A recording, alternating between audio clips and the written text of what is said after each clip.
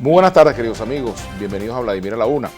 Hoy tenemos como invitado al colega periodista Pedro Elías Hernández. Además de eso, es analista político, consultor político también, a quien le damos la bienvenida. Gracias por aceptar la invitación, Pedro Elías. Bueno, gracias por la invitación. Tiempo sin conversar contigo. Sí, hombre.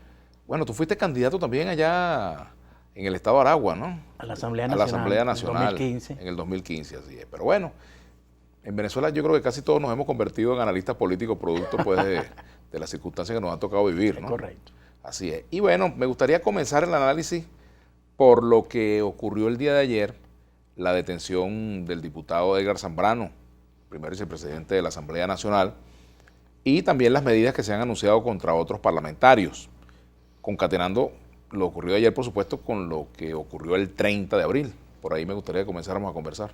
¿De acuerdo? Sí, claro. Muy buenas tardes y gracias por la invitación nuevamente.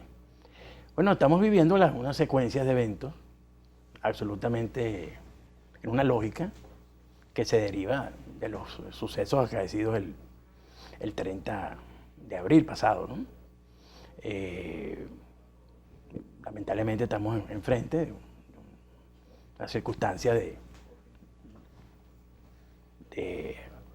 procesos judiciales, de judicialización de estas cuestiones políticas y bueno, con detención de diputados y este tipo de acciones que realmente, ¿qué te puedo decir, Vladimir? Escalan el conflicto político y le echan, por supuesto, candela a una circunstancia de por sí sumamente delicada, de crispación nacional.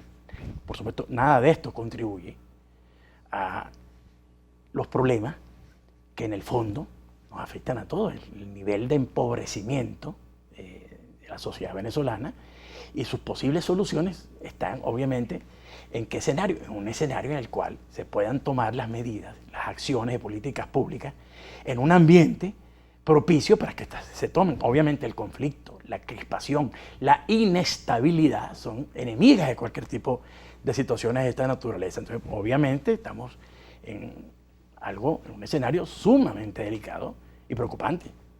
Claro, esto tiene que ver con los hechos del 30, lo que vimos ayer tiene que ver con los hechos del 30, y sin embargo, pues todavía no se ha hecho el balance completo de lo que allí ocurrió. Todavía hay versiones encontradas con respecto a lo que pasó, por muchos que uno diga que fue un intento de rebelión, otros que fue un golpe de Estado, otros que fue simplemente todo un proceso que condujo a la fuga de Leopoldo López, en fin. Correcto. Cada quien con su análisis, pero me gustaría conocer el tuyo. Sí, ¿no? tratar de ir un poquito más allá de la circunstancia puntual y contextualizar. Mira, Luis Alberto Machado fue un gran amigo mío, el hombre del desarrollo de la inteligencia.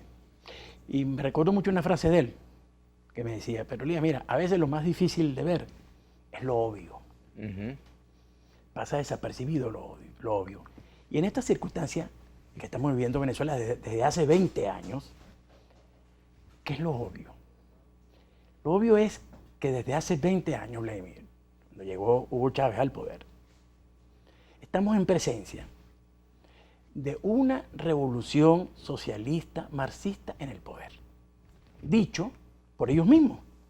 Parece que pareciera que la oposición no se tome en serio lo que dice el gobierno.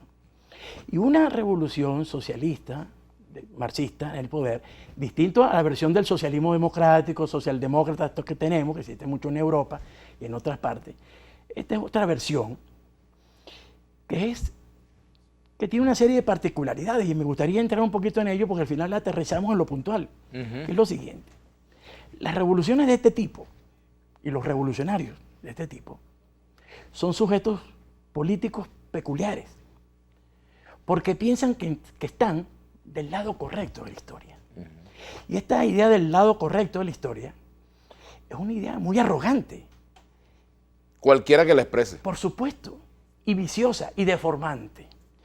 Y lo malo de esto la historia es la historia, no tiene lados correctos ni incorrectos. Hay causas moralmente correctas, pero el concepto del lado correcto de la historia está muy emparentado con el concepto del determinismo historicista marxista, que los lleva a ellos a hacer posible, a cualquier precio, las utopías sociales que se formulan, a cualquier precio, inclusive haciendo uso de la fuerza. Esto es muy delicado, pero esto es un poco la ley de vida de las revoluciones.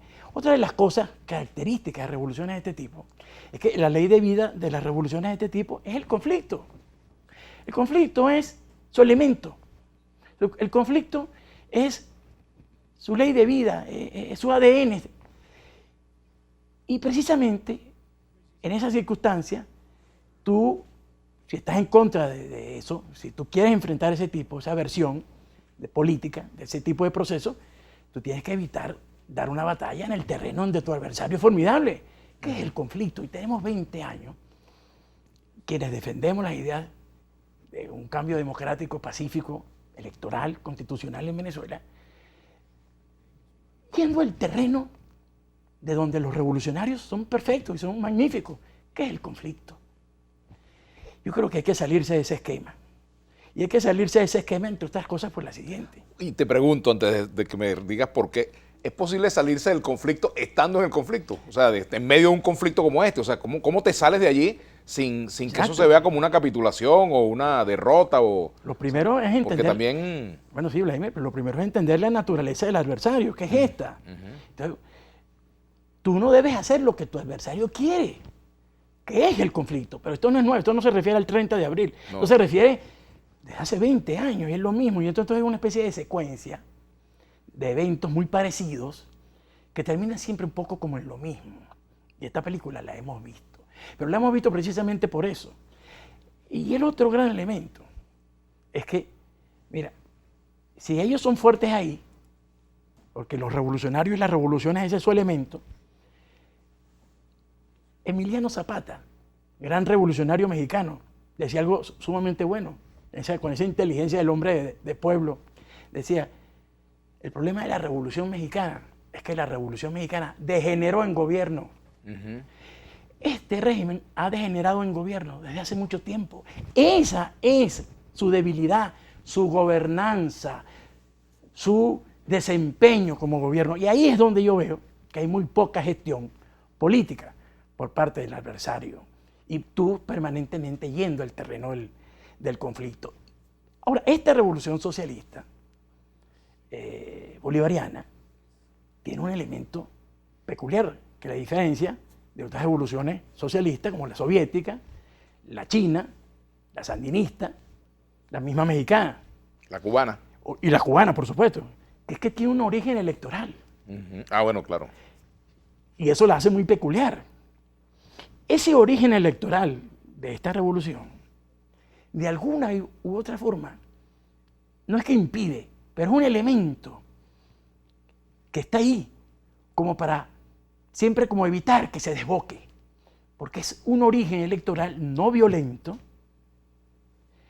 pacífico, que impide a revoluciones de este tipo que tienen una tendencia autoritaria y de hacer uso de cualquier medio y a cualquier precio ir a los objetivos que pretende, para que no se desmande. Ajá, yo quiero Por eso hacer que la la pausa. cuestión electoral y el voto son fundamentales. Ok, vamos a hacer una pausa, pero al regreso me gustaría también precisar, a propósito de tu argumento, Pedro Elías, qué fue lo que permitió que aún siendo una revolución electoral, cosa que pareciera una contradicción en sí misma, qué fue lo que permitió que esa revolución se desmandara, como tú muy bien lo has dicho.